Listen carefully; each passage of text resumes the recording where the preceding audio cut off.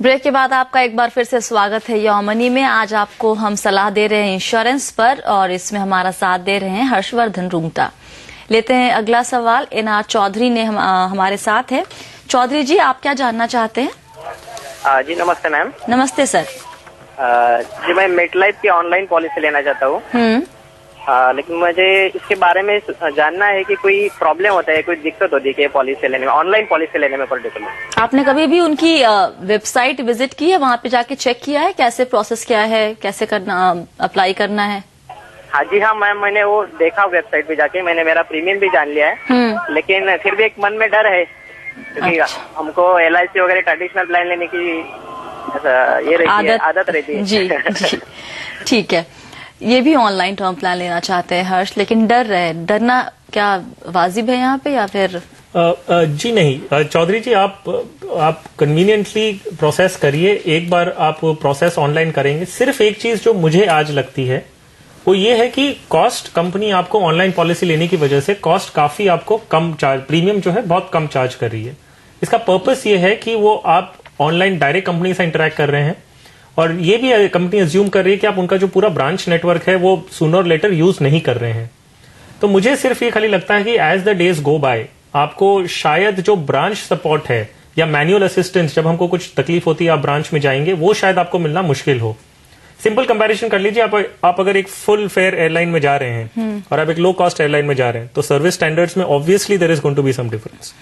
तो ये एनालॉजी आप लेके ये पॉलिसी में एंटर करिए कि आप गोइंग फर्दर शायद आपको ब्रांच सपोर्ट नहीं मिलेगा। कंपनीज आज की तारीख में क्लेम कर रही हैं कि आपको पूरा ब्रांच सपोर्ट देते हैं, पर जो कॉस्ट आप उनको देंगे उतना ही वो आपको सर्विस दे पाएंगे।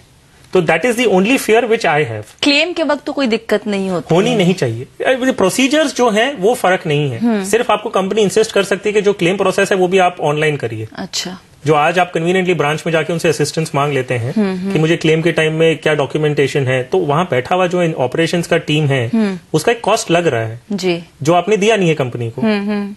So how is the company going to give you that? Company ने लिया नहीं आपसे। they have parallelly उनके पास एक रेगुलर प्रोडक्ट है। अगर आप वो ले रहे हैं तो उनका प्रीमियम ज्यादा है। तो वो प्रीमियम ज्यादा इसीलिए कि वो कॉस्ट रिकवर कर रही है जी। तो इनके लिए बाकी चौधरी जी, आप एक चीज और मैं कहना चाहूंगा, आपने जो चेक किया है वो आप 33 साल के हैं और आपने 20 साल की पॉलिसी चेक की है, तो जो आपका एग्जिस्टिंग इंश्योरेंस है जो आप लेंगे अभी वो 53 की एज में टर्मिनेट हो जाएगा। क्यों ना आप वो 25 या 30 साल का लें जो आपके लिए कम से कम 58 या 60s के तक आपको कवरेज देगा।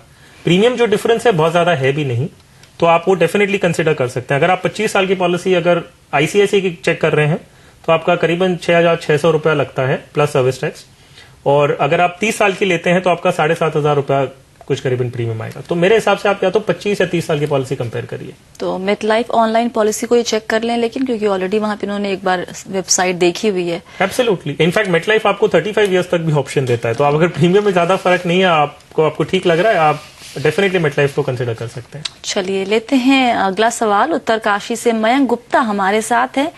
मयंक जी, आप क्या जानना चाहते हैं? Good evening ma'am. Good evening sir.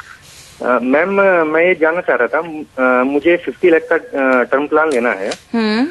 तो ऑनलाइन टर्म प्लान में मैंने चेक किया तो मुझको ICICI प्रोटेक्ट सूट कर रहा था, बट जो उनकी सिटीज की लिस्ट है उसमें उत्तरकाशी कहीं है नहीं। अच्छा।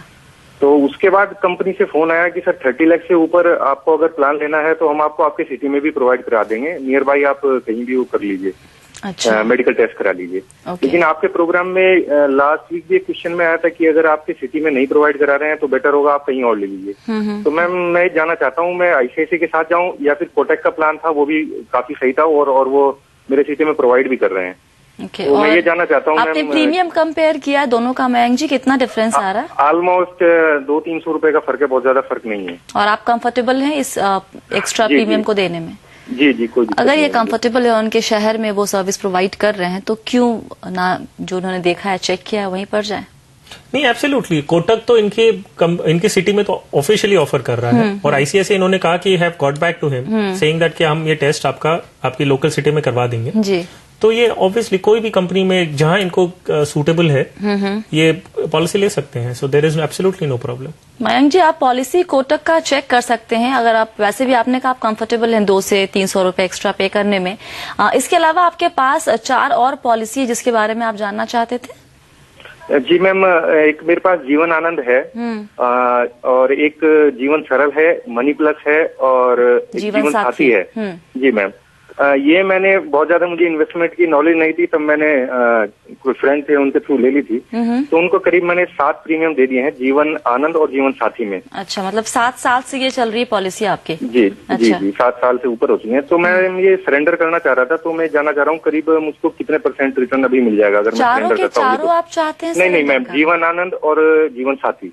अच्छा, बताइए हर्ष, ये 2 पॉलिसी जीवन आनंद जीवन साथी किस तरह की पॉलिसी है और सरेंडर वैल्यू क्या होगी? ये एक इन्वेस्टमेंट ओरिएंटेड पॉलिसीज हैं। फीचर्स जो हैं, इनके फीचर्स इन इट्स कैटेगरी, जो एंडोमेंट की कैटेगरी में है वो अच्छे हैं। अच्छा, तो अगर इनको वो प्रीमियम पेमेंट में दिक्कत नहीं हो रही है और ऐसा नहीं है कि इन्हें सिर्फ ऐसा लग रहा है कि प्रोडक्ट अच्छा नहीं है, अगर इन्हें पेमेंट करने में दिक्कत हो रही है तो शायद ये सरेंडर करने की सोच सकते हैं। लेकिन मैं फिर से ये कहूंगा कि आप सरेंडर नहीं करिए, आप इसे पेड अप स्टेटस में रख दीजिए। अच्छा, और अगर कंटिन्यू कर सकते हैं तो बेझिझक कंटिन्यू करिए, कोई हर्जा नहीं उसमें। उत्तरकाशी से मयंक गुप्ता हमारे साथ बने हुए। मयंक जी, एक बात बताइए, जीवन आनंद और जीवन साथी, इन दोनों पॉलिसी को लेकर आपकी एक्सपेक्टेशंस क्या है? मतलब आपने इन्वेस्टमेंट के तौर पे इसको लिया था, इंश्योरेंस के तौर पे लिया था, और इनके अलावा कुछ और इन्वेस्टमेंट भी है आपकी अभी? जी मैम, उस वक्त मेरी नई जॉब लगी थी और मुझे टैक्स सेविंग के पर्पज से चाहिए थी, तो मेरे रिलेटिव ने बोला कि आप इंश्योरेंस भी करा लीजिए, उसमें टैक्स सेविंग भी हो जाएगी। अच्छा। तो उस टाइम मुझे बहुत ज्यादा नॉलेज नहीं थी, तो इस वजह से मैंने ले ली थी। इसके अलावा अभी फिलहाल सर ने बोला है कि अगर इनको कोई दिक्कत नहीं है प्रीमियम देने में तो मैं कंटिन्यू कर सकता हूँ। तो मुझे फिलहाल कोई ऐसी दिक्कत नहीं है, केवल मैं ये जानना चाह रहा था कि सरेंडर करने पे क्या वैल्यू मिलेगी, और अगर इसको कंटिन्यू करना ज्यादा बेटर है तो मैं कंटिन्यू कर सकता हूँ। मैम कंटिन्यू कर सकते, कोई दिक्कत नहीं है ना उसमें? जी। अगर सरेंडर करना चाहे भी तो क्या होगा, वैल्यू कितनी आएगी इसकी? फिर अगर ये सरेंडर करना चाहते हैं तो पहली चीज, ये LIC की उस ब्रांच में जाएं, एक एप्लीकेशन, एक नॉर्मल एप्लीकेशन लेके कि मुझे सरेंडर वैल्यू कोटेशन चाहिए। अच्छा, तो आपको तुरंत वो उनके सिस्टम से प्रिंट आउट निकाल के, वो आपको एक फिक्स रहता है इसमें, उसमें कुछ बहुत ज्यादा उनको एग्जीक्यूटिव को भी कुछ नहीं करना है, वो आपको एक प्रिंट आउट दे देंगे कि ये आपका सरेंडर वैल्यू है आज की तारीख में। लेकिन अगर आप एक पॉलिसी सरेंडर करते हैं तो आपका बहुत ज्यादा कटता है। अच्छा, जो प्रीमियम्स आपने दिए हुए हैं, आपको शायद वो पूरा प्रीमियम डिपॉजिट किया हुआ ही वापस ना मिले। लेकिन 7 साल के बाद भी? Yes, very much. अच्छा, क्योंकि ये लॉन्ग टर्म कॉन्ट्रैक्ट्स हैं। आपने जब कंपनी को, when you entered into the contract, आपने कंपनी से कहा है कि मैं 20 साल तक प्रीमियम भरूंगा, तो उन्होंने वो हिसाब से ही अपने सारे पॉलिसी को स्ट्रक्चर किया है। और आप बीच में अगर विड्रॉ कर रहे हैं तो ऑब्वियसली उसमें सरेंडर चार्ज लगता है। एक दूसरा ऑप्शन जो इनके पास ये है कि अगर ये बहुत ही ज्यादा नाखुश है तो ये इसे पेड अप स्टेटस में डाल दें। पेड अप सिर्फ ये है कि आपको आगे का प्रीमियम भरना बंद कर देना है, जो आपका आज तक का प्रीमियम भरा हुआ है, जो बेनिफिट्स हैं वो वहां फ्रीज हो जाएंगे। अच्छा। और आपको मैच्योरिटी पे आपके फंड्स जो है वो कॉर्पस मिल जाएगा। ऑलराइट, तो मयंक जी, जैसा कि हर्ष ने कहा आपको दिक्कत नहीं है और आपने भी कहा आपको दिक्कत नहीं है प्रीमियम देने में, आप कंटिन्यू कीजिए इन पॉलिसीज को, और आगे इन्वेस्टमेंट करना हो तो वापस सवाल लिखेगा योर मनी को। और योर मनी में आज फिलहाल इतना ही। बहुत बहुत शुक्रिया हर्ष, आज सभी सवालों के जवाब देने के लिए।